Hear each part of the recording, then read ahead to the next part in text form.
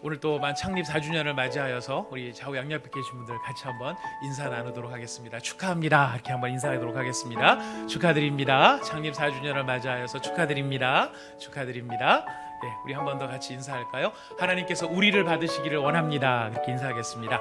하나님께서 우리를 받으시기를 원합니다. 우리를 받으시기를 원합니다. 네, 우리를 받으시기를 원하시는 하나님께서 오늘 우리에게 주시는 말씀을 함께 봉독하도록 하겠습니다. 사도행전 15장에 있는 말씀입니다. 사도행전 15장입니다.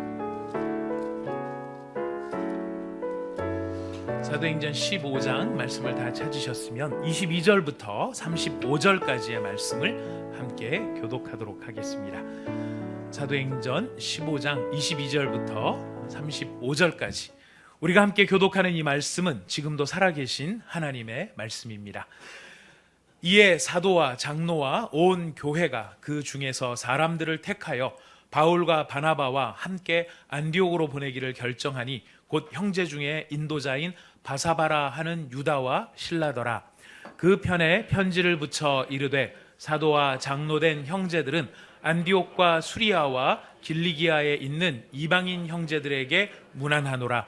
들은즉 우리 가운데서 어떤 사람들이 우리의 지시도 없이 나가서 말로 너희를 괴롭게 하고 마음을 혼란하게 한다 하기로 사람을 택하여 우리 주 예수 그리스도의 이름을 위하여 바나바와 바울과 함께 너희에게 보내기를 만장일치로 결정하였노라. 그리하여 유다와 실라를 보내니 그들도 이 일을 말로 전하리라. 성령과 우리는 이 요긴한 것들 외에는 아무 짐도 너희에게 지우지 아니하는 것이 옳은 줄 알았노니 우상의 제물과 피와 목매어 죽인 것과 음행을 멀리할지니라. 이에 스스로 삼가면 잘 되리라. 평안함을 원하노라 하였더라.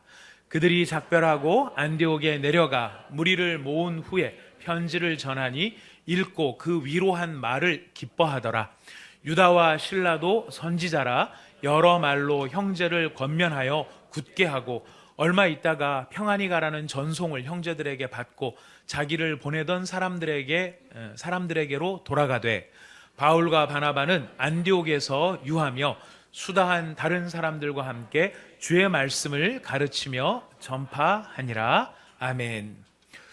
우리 일상생활 가운데 보면은 이 참 평범하게 하는 일들이지만 그 평범한 속에서도 뭔가 고수다운 사람들이 있는 것을 발견하게 됩니다.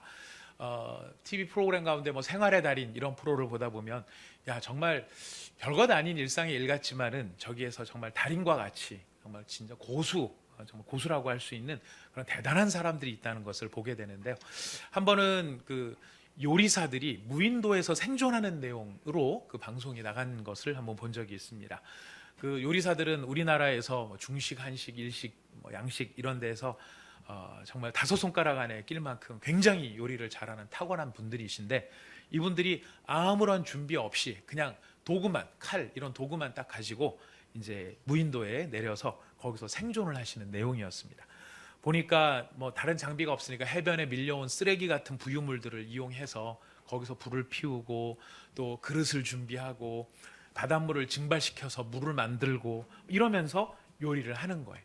그러니까 마땅한 재료, 평소에 그 요리하시는 분들이니까 막 얼마나 재료를 마음대로 쓰시겠어요. 근데 그런 마땅한 재료들이 하나도 없는 상황에서 그 무인도에서 그냥 채취하고 얻어내고 뭐 이렇게 해서 쓰는 재료가 없는 상황인데 거기서 탕수육을 만들어내는 걸 보면서 제가 와 진짜 진정한 고수의 세계는 없는 중에서도 뭔가를 만들어내는 것이 이런 고수의 세계구나라는 생각이 들었습니다.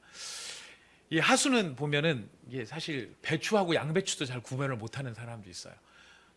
앞에 있는 저의 이야기입니다. 배추하고 양배추하고 물론 덩어리로 돼 있으면은 배추, 양배추를 구분하지만 이걸 이렇게 채를 썰어갖고 썰어 놓으면은 이게 배추의 뭐 부분인지 양배추의 부분인지 먹어보지 않고는 잘 모르고 또 누가 이거 뭐야 이렇게 얘기를 해줘야 비로소 아는 이런 하수가 있지만 진정한 고수는 물성의 차이를 이해를 하죠. 이런 특성이 있고 저런 특성이 있고 그래서 지금 이런 재료가 없다면 이런 특성을 가진 얘를 이용을 하면 이거를 구색을 맞추어서 훌륭한 무언가를 만들어낼 수 있다 하는 합쳐서 이렇게 걸작품을 만들어낼 수 있는 그것이 고수의 모습일 것입니다. 여러분, 이거는 생활의 달인에만 나오는 고수의 이야기가 아니고요, 신앙생활에 있어서도 고수가 존재할 수 있습니다. 신앙생활에도 하수가 있지만 이게 뭐가 뭔지 잘 모르는, 아직까지 미성숙한, 배워가야 되는 그런 부분도 있지만, 이제 성숙하고 잘 자라나서 정말 고수다운, 아주 최고의 고수다운, 초절정 고수의 자리에 이른 바로 그런 고수의 모습들도 있을 수 있는데요, 신앙적으로 과연 고수란 어떤 것인가 하는 것을 우리가 오늘 본문을 통하여 우리에게 가르쳐 주시는 하나님의 말씀, 그리고 우리가 이제 언제까지나 신앙의 그런 하수, 이렇게 레벨 낮은 데 머무르지 말고 하나님께서 기뻐하시는 신앙적인 이 초절정 고수의 자리에 우리를 초청하시는 하나님의 음성을 저희가 들을 수 있기를 원합니다. 지금 우리가 읽은 본문 말씀에 보면은요, 이 본문 말씀은 이제 안디옥 교회가 보냈던 질문, 우리가 지금까지 설교를 들어오셨던 분들은 이미 잘 아실 텐데요, 이방인으로 구성되어 있던 안디옥 교회에서 문제가 생겼을 때 예루살렘 교회에다가 이걸 어떻게 우리가 이해하면 좋을지에 대해서 뜻을 요청을 합니다. 해석을 요청을 합니다.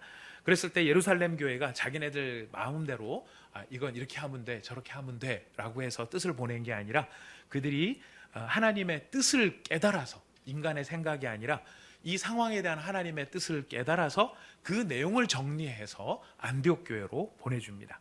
안디옥 교회가 보낸 질문의 핵심은 이거였습니다. 우리가 하나님 앞에 구원을 받는데 예수 그리스도 외에 또 다른 게 뭐가 더 필요합니까? 이게 핵심 질문이었고요, 예루살렘 교회가 확증해서 깨달았고 그래서 전달해 준 하나님의 뜻은 다른 것은 필요 없다, 오직 예수 그리스도로 충분하다 하는 것이 바로 예루살렘 교회의 답장의 핵심적인 내용입니다.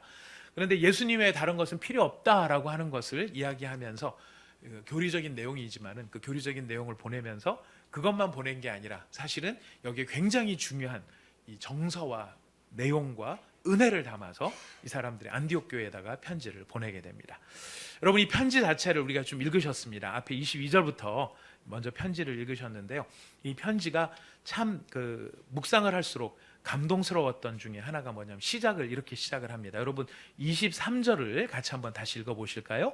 23절 말씀 읽어보겠습니다. 시작. 그 편에 편지를 붙여 이르되 사도와 장로된 형제들은 안디옥과 수리아와 길리기아에 있는 이방인 형제들에게 문안하노라. 누가 누구에게 보내는 것입니까? 이런 많은 사람들이 안디옥 교회에 있는 이 보내는 것 같아요. 근데 다 띄고 보면은요, 핵심만 보면 이거예요. 핵심만 보면 여러분 23절에 보면은 형제들이 형제들에게 보내는 편지예요. 그 성경에 여러분 자세히 읽어보시면 나오죠. 앞에 뭐 사도와 장로된 뭐 이런 것들이 붙어서 우리가 좀 이렇게 수식어를 찾느라고 힘든데, 수식어 때문에 힘든데 다 띄고 난 다음에 핵심을 보면 형제들이 형제들한테 보내는 편지라는 것입니다. 유대인이 이방인한테 보낸다 그러면 종교적으로 차별성이 생길 수도 있어요. 그리고 뭐 장로와 사도가 되었다, 그리고 안디옥 교회에 보낸다 이러면은 마치 교회에 많은 높은 교회 직분이 뭐 높고 낮은 건 없습니다만은 이런 왠지 높은 직분 같은 그런 느낌으로 이렇게 보내는 것이 아니라, 지금 이 편지는 형제가 형제에게 보내는 편지다라는 것입니다. 무슨 뜻일까요? 우리가 윗사람이고 우리 복음이 예루살렘에서 시작한 원조고, 그리고 우리가 원조 복음집이니까 야매 복음집인 너희한테 우리가 알려주마 뭐 이러면서 윗사람이 아랫사람에게 훈계하듯이 가르치려는 듯이 그렇게 하는 것이 아니라, 우리는 함께 자라나는 사람들이고 함께 성장하는 사람들이고 우리는 함께 커가야 하는 형제된 교회들이다 라고 하는 것을 강조하고 있는 것입니다. 너희들에게 우리가 참 소중하다고 느껴지는데 마찬가지로 우리에게도 너희는 참 소중한 형제다, 이런 고백이 이 자리에 담겨 있는 것입니다. 예수 그리스도의 보혈 아래서, 예수 그리스도의 보혈의 은혜 아래서 함께 한 형제가 된 동질성을 강조하는 것, 이것이 예루살렘 교회가 안디옥 교회에 보낸 편지의 핵심 분위기라는 것이죠. 저는 우리 온사랑의 교회가 창립 4주년을 맞이해서 우리 온사랑의 교회가 앞으로 5년 지나고 10년, 20년 지나면서 참 교회가 이런 그 동질성, 그리스도 예수의 보혈의 은혜 아래에 있다라고 하는 그 동질성으로 서로를 형제로 생각하고 서로를 따뜻하게 영접하고 서로가 동등하게 생각하는 그런 이 초대교회의 아름다운 모습이 우리 교회에서도 오랫동안 변하지 아니하고, 우리는 함께 자라난다, 우리는 함께 성장한다, 우리는 함께 커가는 것이다, 이런 마음가짐으로 우리 온사랑의 교회가 앞으로 나갈 수 있기를 간절히 바라봅니다. 여러분, 우리 그런 교회가 될 수 있도록 함께 하나님의 뜻 앞에 순종해 나가시기를 부탁드리겠습니다. 예, 이런 때는 아멘 한번 해주셔야 됩니다. 여러분, 아멘 아껴놨다 언제 쓰시려고 하십니까? 네. 아멘 아끼지 마십시오. 네, 아끼지 마시고 자주 쓰시고, 하나님의 말씀이면 여러분 마음으로 동의해 주시면 되겠습니다. 근데 두 번째, 네, 감사합니다. 두 번째, 이런 형제들이 형제들한테 편지를 보내는데, 편지를 보내는 이유가 뭐냐 보니까, 글쎄 이 예루살렘에서 어떤 사람들이 너희들 가운데 들어갔는데, 그 사람들은 우리가 무슨 대표로 뽑아서 보낸 사람도 아니고, 우리가 무슨 의도를 전달하기 위해서 보낸 사람들이 아니라 개인적인 생각으로 그냥 너희들에게 갔었던 사람들이다 하고 이야기를 합니다. 왜 그걸 강조하느냐면, 그들이 내려가서 문제를 일으킨 거예요. 어떤 문제를 일으켰느냐면, 우리 아까 24절, 우리 24절 같이 읽어보겠습니다. 시작. 들은즉 우리 가운데서 어떤 사람들이 우리의 지시도 없이 나가서 말로 너희를 괴롭게 하고 마음을 혼란하게 한다 하기로. 그들이 일으켰던 문제는 뭐냐면, 그들을, 안디옥 교회 성도들을 괴롭게 했다라는 거예요. 말로 괴롭게 해서 그 말 때문에 마음이 혼란스럽게 되어져 버린 거예요. 그래서 이 문제가 심각하게 벌어진 것입니다. 이 예루살렘 교회 성도라고 하면서 어디를 갔는데 그 사람들 때문에 거기가 막 사람들이 괴롭고 마음이 혼란하게 된 거예요.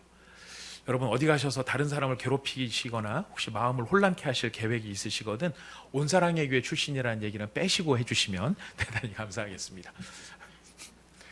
네, 1부 때 안 해봤는데 2부 때 재미없네요. 안 할래요, 이것도. 네. 자, 그래서 아무튼 그들의 문제의 심각성은 말로 그 사람들을 괴롭게 했고 마음을 혼란하게 했다는 것입니다. 그에 대한 예루살렘 교회의 대처예요. 그 대처가 무엇이냐면 25절, 26절 한 절로 되어 있죠. 같이 한번 읽어보도록 하겠습니다. 사람을 택하여 우리 주 예수 그리스도의 이름을 위하여 생명을 아끼지 아니하는 자인 우리가 사랑하는 바나바와 바울과 함께 너희에게 보내기를 만장일치로 결정하였노라. 문제를 일으킨 그 사람들, 말로 너희를 괴롭게 하고 마음을 혼란하게 했던 그 사람들이 일으킨 문제를 해결하기 위해서 예루살렘 교회는 어떻게 하기로 했나. 여기 여러 가지 말이 써 있지만은요, 핵심적인 주어는 사람을 택했다라는 것입니다.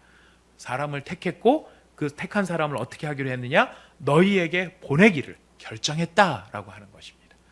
앞에 바나바와 바울을 이렇게 수식하는 말이 있어가지고 굉장히 막 그 내용을 주제를 딱 잡기가 어렵지만은요, 천천히 살펴보시면 결국 예루살렘 교회가 결정한 것은 사람을 택해서 너희들에게로 보내기로 한 거예요. 그 사람들이 누구냐면 바로 유다와 실라인데요. 이 유다와 실라가 어떤 사람들인가? 여러분 22절에서 읽으셨어요? 22절 하반절에 보시면은 곧 형제 중에 있는 인도자인 바사바라 하는 유다와 실라. 이 사람들이 어떤 사람들이었습니까? 인도자였어요. 지도자들이었어요. 지도자들. 지금 예루살렘 교회에서 안디옥 교회로 사람들을 보내기로 했는데, 그 사람들을 보내는데 어떤 사람을 보내는가? 굉장히 중요한 영적인 리더십이 있는 바로 그런 사람들을 지금 안디옥 교회로 보냈다라는 것이에요. 이게 무슨 뜻일까요? 사실 지금 사람을 택해 너희들에게 보내기로 했다는 이 말 가운데는 예루살렘 교회의 애정이 가득 담겨 있는 표현이 됩니다. 원래 이런 거는 지금 이 편지로만 딱 보내도 되는 거였어요. 결정된 사항을 이미 바울과 바나바가 안디옥 교회로 돌아가기로 되어 있었기 때문에 그 안디옥 교회에다가 우리의 편지다라고 해서 도장 찍은 것만 갖다 주면 되는데, 편지만 보내지 않고 누구를 같이 보내요? 사람을 보내는 거예요. 사람을 보내는데 어떤 사람을 보내요? 지도자를 보내는 것입니다. 왜 그런 것일까요? 안디옥 교회를 배려하는 것이고 예우하는 것이죠.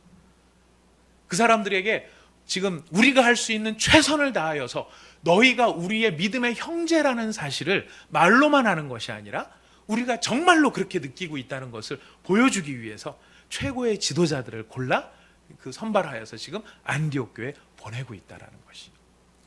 이런 사역의 특성, 이런 마음을 성경에서 성경적 용어로 정의하자면 바로 이것이 성육신적 사역이라고 이야기합니다. 성육신적 사역. 성육신은 예수님께서 인간의 몸을 입고 오신 것을 성육신이라고 이야기합니다. 근데 예수님 원래 신분이 어떤 분이시죠? 하나님이세요. 하나님의 아들이세요. 하늘의 소위 말하는 왕자님이세요. 하늘의 왕자님이신 예수님께서 인간을 위하여서, 하나님께서 지금 인간을 어떻게 대접해 주시는가?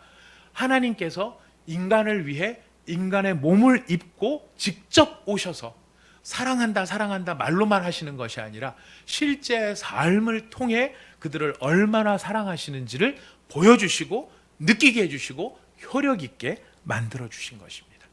그것이 바로 성육신이라고 했을 때 지금 예루살렘 교회가 안디옥 교회를 배려하는 데, 존중하는 데 있어서 어떻게 존중하느냐, 말로만 존중하는 것이 아니라 모든 예우와 형식을 갖추어서 최선을 다해 이 안디옥 교회 성도들에게 형제로서의 그 존중과 배려를 아끼지 않는다는 것입니다. 우리도 때로는 살다가 보면은 누군가에게 우리가 전달하고 싶은 내용이 있는데 전달하려고 하는 내용, 우리가 그 내용이 좋으면 이 내용만 잘 전달이 되면 잘 전달이 되겠지라고 생각을 하지만 사실 이 내용을 잘 전달하기 위해서 뭐가 필요하냐면 지혜로운 방법들이 필요해요.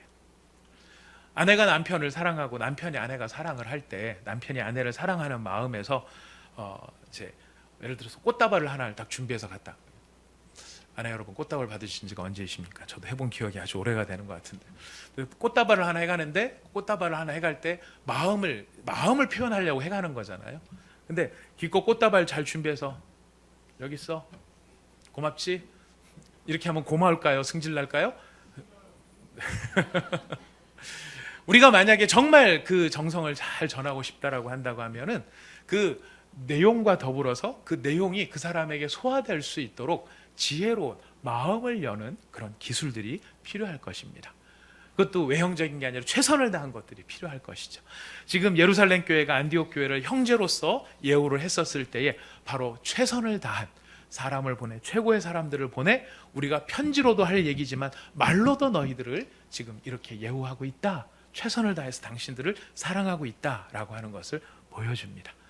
여기 만장일치로 결정했다는 내용도 나오는데 이 만장일치도 굉장히 사실은 중요한 부분이거든요. 마음을 같이 해서 일심으로라는 뜻인데 사도행전에서만 10번 쓰이는 단어입니다. 이거는 이제 사도행전에서 보면은 오순절날 이 성령을 기다리기 위해, 성령을 받기 위해서 모인 사람들이 함께 모였는데 다 같이 모였다 그랬을 때 그 다 같이가 만장일치라는 말입니다. 그리고 성령을 받은 사람들이 성전에 모이기를 힘쓰고 집에서 떡을 떼고 교제를 하고 사랑을 나누는데 이렇게만 표현된 게 아니라 마음을 같이 하여 성전에 모였다라고 되어 있어요. 예배당에 나와 있는데 예배당에는 함께는 나와 있지만 몸은 함께 있지만 이 시간에도 막 마음이 다 여기가 있고 저기가 있고 뿔뿔이 흩어져 있을 수 있지만 지금 초대교회의 아름다운 건 뭐였냐면은 마음을 함께 하나로 모아서 같이 하는 이 만장일치의 모습이 있었던 거예요. 바로 이런 모습의 전통을 따라서 지금 초대교회가 안디옥 교회한테 우리가 이런 하나된 마음으로 너희에게 이런 사람을 보내기로 했다라고 이야기를 한 것입니다. 자, 이렇게 사람도 보내고 편지도 보내고 이유가 뭘까요? 내용이 있어요. 이걸 전달하기 위해서 지금 하는 거예요. 어떤 내용이냐면 15장 28절부터 29절까지입니다. 같이 읽어보겠습니다. 시작. 성령과 우리는 이 요긴한 것들 외에는 아무 짐도 너희에게 지우지 아니하는 것이 옳은 줄 알았노니 우상의 제물과 피와 목매어 죽인 것과 음행을 멀리 할지니라. 이에 스스로 삼가면 잘 되리라. 평안함을 원하노라 하였더라. 예. 지금 이거를 전달하고 싶은 거예요. 성령과 우리는, 지금 초대교회 성도들은요, 이 예루살렘 교회는요, 이 편지를 보내는데 자기들의 생각이다라고 해서 보내는 게 아니라 지금 누구의 음성으로 들리는 거예요? 성령의 음성으로, 성령과 우리는 이라고 하는 표현을 써요. 그래서 성령께서 하시는 말씀, 그것을 지금 이 편지를 통해서 너희에게 보내준다라고 하는 것이에요. 성령께서 보내주시는 편지니까 여러분 이 편지와 이 말씀 받을 때 어떤 자세로 받아야 될까요? 우리가 때로는 이런 실수를 할 때가 많아요. 우리 하나님의 말씀을 들을 때, 여러분 진짜 하나님의 말씀을 듣는다라고 한다면 여러분 우리 어떤 자세로 하나님의 말씀을 들어야 될까요? 어떤 실수가 있냐면 여러분 케이블 TV나 이런 데서 이제 어떤 때 이렇게 기독교 방송을 틀어놓을 때가 있으시죠. 그러면 어떤 목사님들이 나와서 이제 하나님 말씀을 전하십니다. 근데 여러분, 그게 정말 하나님의 말씀이라고 한다면 그 말씀을 듣는 사람이 어떤 자세와 태도로 그 말씀을 들어야 될까요? 야, 커피 좀 갖고 와봐. 오, 오늘 저 목사님 넥타이 잘 맸네. 저번에 봤을 때 아주 인상도 더럽고 이상했는데 오늘 참 괜찮은 것 같아. 이러면서 설교를 듣는 것이 하나님의 말씀을 듣는 것일까요? 아니에요. 하나님의 말씀이 정말 그게 하나님의 말씀이라면 우리는 마음도 새롭게 하고 하나님이 어떤 말씀을 하시는지를 듣기 위해서 우리는 마음도 몸도 바른 자세를 갖추어야 할 것이에요. 이게 하나님의 말씀을 바르게 듣는 자세일 것입니다. 지금 초대교회, 이 예루살렘 교회가 안디옥 교회에게 성령께서 또 우리가 함께 이 말씀을 한다라는 건 그 말씀이 그만큼 이 말씀이 무게가 있는 말씀이고 중요한 말씀이라는 뜻일 텐데, 지금 그 성령님이 이 요긴한 것들 외에는 아무 짐도 너희에게 지우지 아니하는 것이 옳다라고 하는 것을 알려주셨어요. 이게 뭐냐면 인간의 죄에 대한 하나님의 저주와 심판에서 건져주시는 것은 오직 예수 그리스도의 보혈밖에 없고 그 보혈만으로 충분하다라는 것입니다. 돈을 더 내야 될 필요도 없고 무슨 선한 일을 할 필요도 없고 우리 구원을 위해서는 더 할 일이 없다라는 거예요. 그런데 그렇다면 구원을 위해서 더 할 일이 없다라면 이 요긴한 건 그럼 뭔가?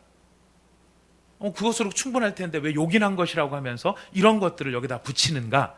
여러분, 이거는 구원을 위한 조건으로 주어진 것일까요? 너희가 이렇게 하면은 구원을 받을 것이다. 예수를 믿어도 우상의 제물을 피하고 피와 목매어 죽인 것을 피하고 음행을 멀리해야 너희가 구원을 받는다. 이런 구원의 조건일까요? 아닙니다. 이것은 구원의 조건이 아니라 이미 예수 그리스도로 말미암아 구원을 받아 하나님의 자녀가 된 사람들이라면 그 구원받은 사람답게 살기 위한 내용이라는 것이 다음의 문제라는 것입니다. 이거를 못했다고 해서 구원을 못 받는 것이 아니라 이미 너희가 구원을 받았기 때문에 구원받은 사람이라고 한다면 그런 사람답게 살아야 한다는 것입니다. 하나님께서 우리를 하나님의 자녀로 삼아주신 것은 신분으로 이미 우리 하나님의 자녀가 되게 하신 거예요. 그 신분은 우리가 아주 극단적으로 얘기를 하면은요, 우리가 오만 가지 죄를 다 짓고 오만 가지 아주 하나님 보시기에 너무 싫어하시는 그런 일을 다 하고 돌아다닌다고 해서 우리의 신분이 취소가 되는 것은 아닙니다. 그냥 하나님은 하나님의 자녀로 우리를 딱 삼으셨으면 영원히 포기하지 않으시는 거예요. 여러분, 자식을 낳았는데 그 자식을 키워보다가 저희 집 자식 아닙니다. 저희 집 자식 요새 말 잘 듣습니다. 훌륭합니다. 근데 불교에서는 그런 말을 한다면서요. 전생에 왼수가 자식으로 태어난다고. 오죽 그러면 그런 얘기를 다 하겠습니까? 아무튼 이렇게 키워봤는데 영 말을 안 들어. 이제 넌 내 자식 아니다. 끊어. 다른 애를 차라리 말 잘 듣는 쟤를 내 자식으로 키우겠다. 이럽니까? 이러지 않습니까? 절대로 그런 일이 없다는 거예요. 남들은 다 손가락질해도 부모는 그 자식을 자녀로서 포기하지 않는다. 이게 하나님께서 우리를 하나님의 자녀로 삼으신 신분의 문제. 근데 하나님의 자녀가 되었다면 그 하나님의 자녀답게 살아가도록 우리를 이끌어 가시는 거예요. 우리 자식들도, 우리 자녀들도 막 맨날 PC방 다니고 어디 가서 그냥 담배나 피고 어디 가서 사고나 치고, 부모는 속상하겠지만 속상한 부모가 그렇기 때문에 포기하느냐? 안 해요. 지가 죽든지 내가 죽든지 내가 저거 사람 만들겠다라는 게 부모의 심정이거든요.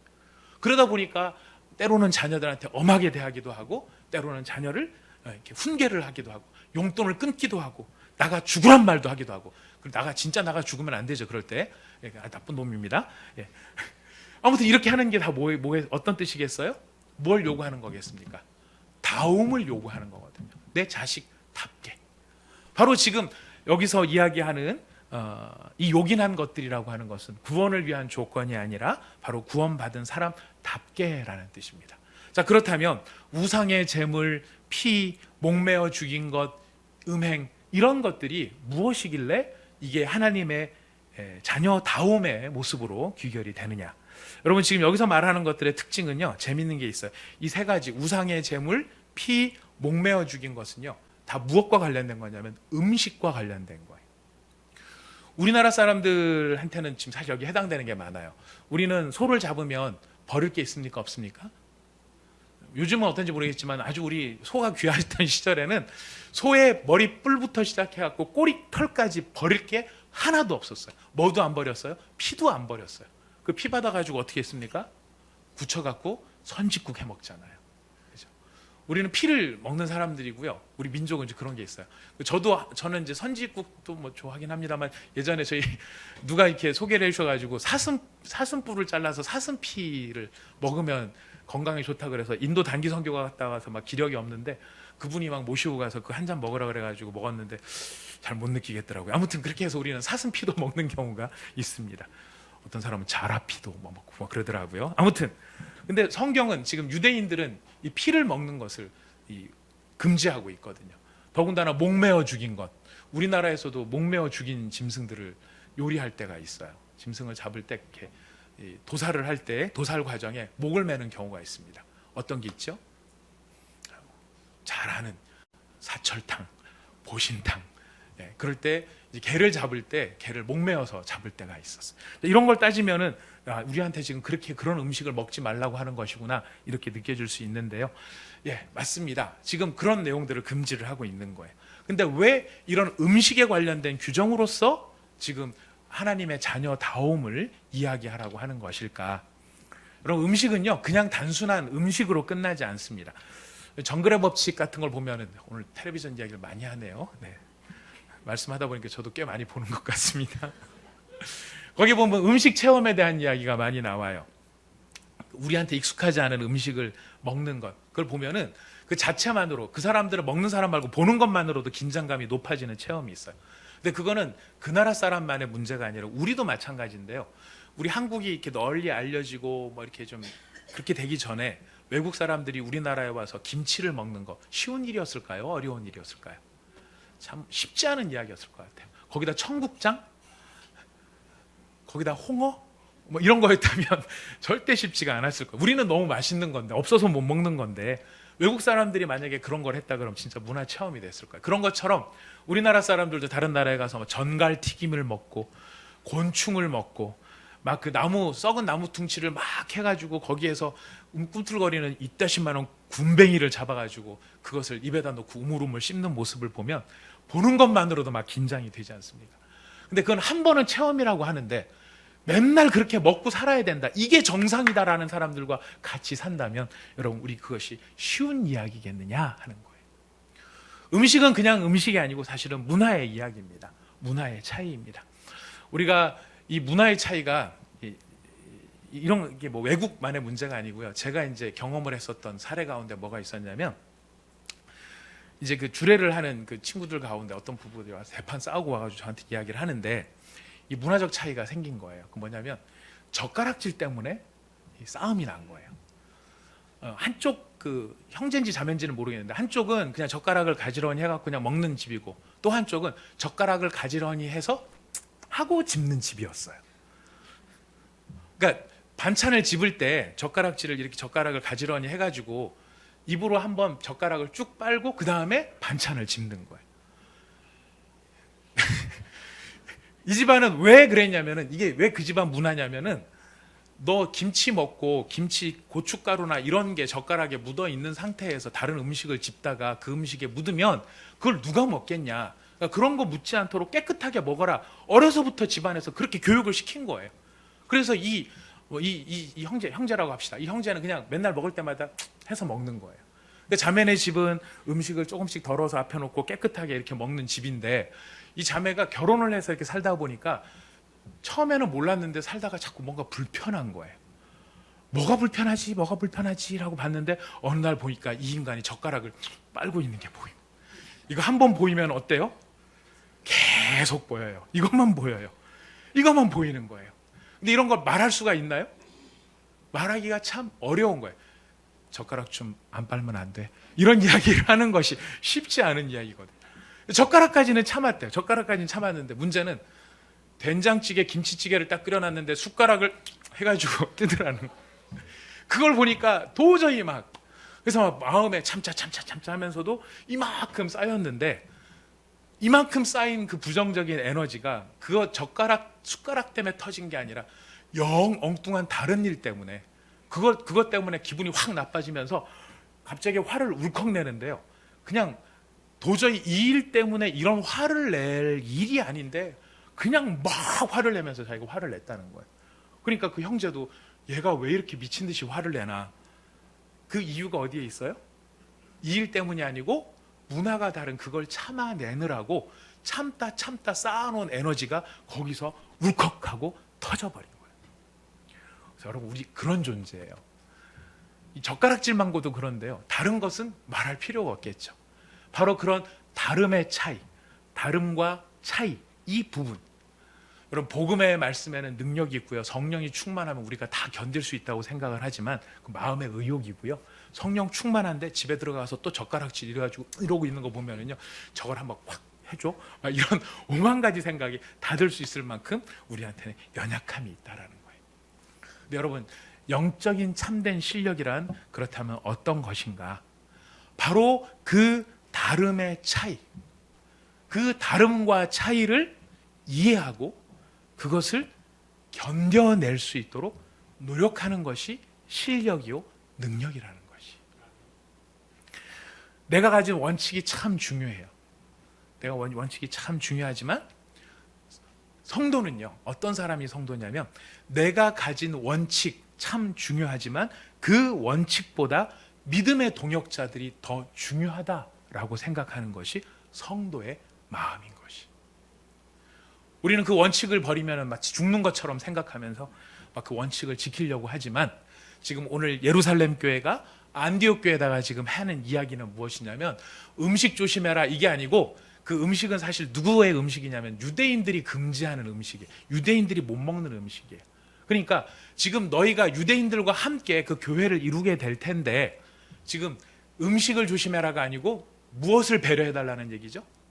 너희와 함께 신앙생활을 하는 너희와 차이가 있고 다른 사람들을 배려하고 존중하는 사람들이 되어달라. 이것이 무엇다움이라고요? 하나님의 자녀다움이라는 것이. 나는 얼마든지 안디옥 교회 입장에서는 그래요. 안디옥은 이방 지역이기 때문에 이방 신전이 있고 이방 시장은 그 당시에 그 식육으로 도축되는 짐승들이 없었다고 그래요. 대부분은 보면 식육으로 도축되는 음식들이 아니라 일단 제사를 위해서 다른 그 뭐 아테네 신, 뭐 이런 비너스 신 이런 것들 바쳤다가 이제 그 고기가 시장으로 나와서 그 고기를 사람들이 사서 먹기 때문에 모든 고기는 다 우상의 제물로 드려졌던 고기라는 거예요. 유대인들은 그 고기를 안 먹었다고 합니다. 근데 안디옥 사람들은 어때요? 이미 그게 일상의 문화예요. 자기가 뭐 우상에 바쳐졌다 그래갖고 우상에게 경배하기 위해서 그런 게 아니고 시장에 고기가 있으니까 사서 먹는 그런 사람들인 거죠. 근데 유대인들은 그런 것에 대해서 꺼려지게 되니까 지금 안디옥 교회인한테 지금 뭐라고 부탁을 하는 것입니까? 너희들은 다 먹을 수 있는 존재이긴 하지만 누구를 배려해달라가? 유대인 형제들을 배려해달라. 성도는 바로 다른 사람의 이 상황을 이해하고 그 사람의 평안을 구하는 것이 성도라는 것입니다. 우리가 예수 그리스도의 십자가와 그의 부활과 제 승천과 재림에 관한 것이 아니라면 우리가 가지고 있는 다름과 그 차이, 그걸 누가 옳으냐 누가 그르냐를 가지고 논쟁거리로 삼기가 참 쉬워요. 여러분, 예배당 오셔가지고 예배 드릴 때 이런 의자에 앉아서 예배를 드리게 된 게 얼마만이라고 생각을 하십니까? 한 70년, 80년? 그전에는 하나님 앞에 예배를 드리는데 감히 의자에 앉아서 예배를 드려? 그래서 다 바닥에 앉아가지고 무릎 꿇고 예배를 드렸어요. 하도 오래전 얘기라 여러분 우리는 잘 모르는 얘기예요.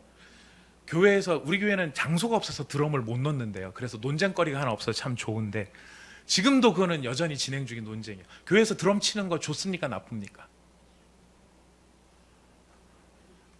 찬 드럼파, 드럼 괜찮다. 반 드럼파, 네. 어디 드럼이고? 자, 찬 드럼파와 반 드럼파가 만났을 때 교회가 어떻게 되죠? 그것 때문에 쪼개져요. 예수님 때문에 쪼개지는 게 아니고요. 드럼을 치느냐 마느냐 이거 갖고 쪼개진다라는 거예요. 자, 근데 지금 이 예루살렘 교회가 안디옥 교회한테 요청하는 게 뭐예요? 그런 것에 있어서 형제를 배려하라. 그것이 예수 믿는 사람다운 것이다. 그 다음에 핵심적인 말이 이겁니다. 우리 29절을 한번 읽어보겠습니다. 29절 말씀입니다. 같이 한번 읽어보겠습니다. 시작. 우상의 제물과 피와 목매어 죽인 것과 음행을 멀리할지니라. 이에 스스로 삼가면 잘 되리라. 평안함을 원하노라 하였더라. 예루살렘 교회가 안디옥 교회 원하는 게 무엇인지 이 한마디에 담겨 있어요. 무엇을 원한다? 평안함을 원한다. 우리가 원하는 것은 너희들의 평안함이다. 너희들이 평안하게 지내는 것이 우리들의 바람이다. 형제들이여, 형제들을 향해서 가진 우리의 바람이 평안인 것입니다. 이 평안의 목적을 위해서 이야기한다는 거예요. 이 얼마나 비교가 되는 것이냐면, 앞에 원래 예루살렘에서 왔다는 사람들은요, 상대방이 어떻게 되든 어떤 영향을 받든 그들의 영혼이 어떻게 상처를 받아서 어떤 괴로움을 당하든 그들의 관계가 어떻게 상처를 받아 깨지든 그런 것은 신경 쓰지 않고 뭐만 바라보냐면 내 생각, 내 권위, 내 자존심만을 세우려는 사람들, 그런 사람들이 안디옥 교회에 먼저 왔었던 거예요. 그런 사람들이 먼저 오니까 그 결과가 무엇입니까? 안디옥 교회 안에 분쟁이 일어나고 분란이 일어나고 싸움이 일어났다는 거예요. 2절에 나타나요. 바울과 및 바나바와 그들 사이에 적지 아니한 다툼과 변론이 일어난지라. 상대를 배려하지 않고 오직 나만을 생각하는 사람들이 있을 때 분쟁과 싸움이 일어나더라는 겁니다. 그러나 형제들의 평안함을 원하는 예루살렘 교회에 이 진정성이 있는 모습이 있었을 때 어떤 결과가 찾아오는가? 여러분 30절, 31절 말씀을 읽어봅시다. 30절, 31절 말씀입니다. 함께 읽습니다. 시작. 그들이 작별하고 안디옥에 내려가 무리를 모은 후에 편지를 전하니 읽고 그 위로한 말을 기뻐하더라. 거기에 뭐가 찾아와요? 기쁨이 찾아오더라는 거예요. 평안함을 원하는 사람들의 그 진정성이 거기에 담겨지니까 그 공동체에 뭐가 찾아왔다고요? 기쁨이 찾아온다. 기쁨. 근데 그 기쁨이 그냥 막 생기는 기쁨이 아니라 무엇이 있었기 때문에 평안함을 원하는 자의 배려와 진정성이 있었기 때문에 거기에 기쁨이 있었던 것입니다. 여러분, 이제 오늘이 우리 온사랑의 교회 창립 4주년을 맞이합니다. 창립 4주년을 맞이하면서 여러 가지 생각들을 하게 되는데요. 여러분, 창립 4주년을 맞이니까 이제 우리 교회 개척교회에도 리듬이 있다 그래요. 리듬이. 제가 그거를 저도 처음 해봐서 온몸으로 경험을 하고 있는데요. 1, 2년 차에는 어쨌든 우리 교회가 안정이 돼야 되고 빨리 자리를 잡아야 된다라는 생각 때문에 모든 사람이 다 서로 참는데요. 다 참는데. 그래, 하여튼 빨리 교회가 안정이 돼야 되니까 이 생각으로 다 참는데. 근데 이제 한 1, 2년 지나 3년, 4년 이렇게 안정기로 접어들어서 이제 자리가 어느 정도 잡히고 현상이 유지가 되겠구나 이런 생각이 들면 어떤 현상이 생길까요? 다 참았던 것들을 덜 참기 시작한대요. 덜 참기 시작을 하면서 다 참을 때는 소위 말해서 메이크업을 하는 거죠. 다른 사람들한테 폐를 안 끼치고 다른 사람들이 잘할 수 있도록 이렇게 화장을 하는 그런 메이크업으로 나타나는데, 이제 좀 안정이 되고 서로 친해지게 되면은 이제 노 메이크업이 사라지고 이제 몰랐어, 나 원래 그런 사람이야 막 이러면서 나 그래 승질 나빠, 막 나 욱할 줄 알아. 제 얘기입니다. 다 회개하고 있는 제 얘기인데, 개척 한 4년쯤 되니까 담임 목사도 긴장이 풀어져가지고 막 승질대로 하려고 하는 그런 모습이 막 나타나는 게 아닌가 생각이 되어집니다. 자, 이게 좋은 걸까요? 나쁜 걸까요? 이런 민낯이, 메이크업이 사라진 민낯으로 나타나는 모습이 좋은 걸까요? 나쁜 걸까요? 여러분 어떻게 생각하십니까?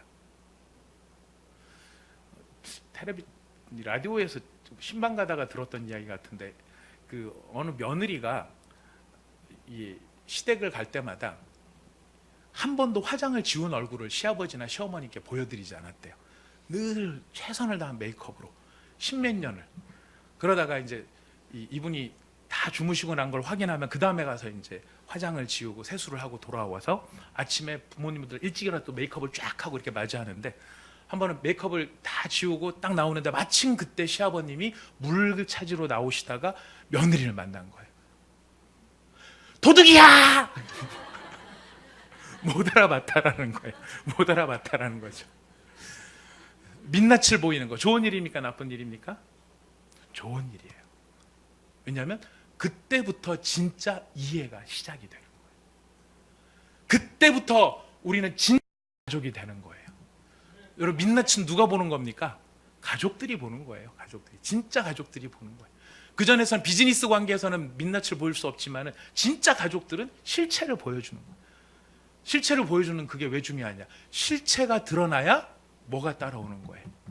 다름과 차이에 따른 이해와 배려가 진짜로 나타나기 시작한다는 거예요. 그래서 우리 온사랑의 교회가 이제 4년이 지나가면서 이제 이런 실체들이 서로 막 나타납니다. 서로 막 놀랍니다. 당신이 그런 사람이었어. 굉장히 천사인 줄 알았는데 어느 데 보니까 우리 다 천사 복장을 이제 다 내려놓고 우리의 실상을 다 보여주기 시작을 하고 있어요. 예. 새로운 이게 제가 봤을 때는 바로 이 실체가 우리 가운데서 드러나 서로가 실상의 모습을 가지고 거기서 기초를 다져야 우리가 진짜 참된 영적 부흥을 체험할 수 있게 되는 것 같습니다. 여러분, 낯선 모습을 발견했을 때 갑자기 어디서 발견한 이상한 낯선 모습, 여러분, 그게 아니고 그게 진짜 모습이구나. 그러니 우리가 어떻게 해야 된다? 그 사람에게 뭘 구해야 된다? 저 사람의 진짜 모습을 보고 그 사람의 평안함을 구할 수 있는 것. 그게 영적인 고수예요. 그게 영적인 고수예요. 우리가 서로에 대해 실망하는 모습들이 우리 가운데 나타난다 할지라도 저게 저 사람의 참모습이구나. 그럼 저 참모습을 가지고 불성을 이해하면서 함께 우리가 걸작품으로 지어져 갈 수 있도록 저 사람에게 평안함을 구할 수 있는 바로 그것이 영적인 고수의 모습이라면 우리 창립 4주년을 맞이하는 우리 온사랑의 교회 사랑하는 모든 성도 여러분, 하나님 앞에 영적인 고수로 자라나시기를 부탁드리겠습니다. 평안함을 구하는 사람, 평안함을 구하는 사람, 내 오름이 아니라 내가 얼마나 똑똑한지, 내가 얼마나 많이 알고 있는지를 알리는 것이 아니라 상대편이 어떻게 생각할지, 상대편의 마음에 어떻게 비춰질지, 이것이 상대편에게 어떻게 다가갈지를 우리가 배려하면서 평안을 위하여 그를 위해 하고 싶은 말을 아낄 수 있는 바로 그것이 영적인 바로 고수, 바로 그 자리, 그런 모습이 될 때 우리 온사랑의 교회를 통해 하나님께서 더욱 놀라운 일을 이루실 줄 믿습니다.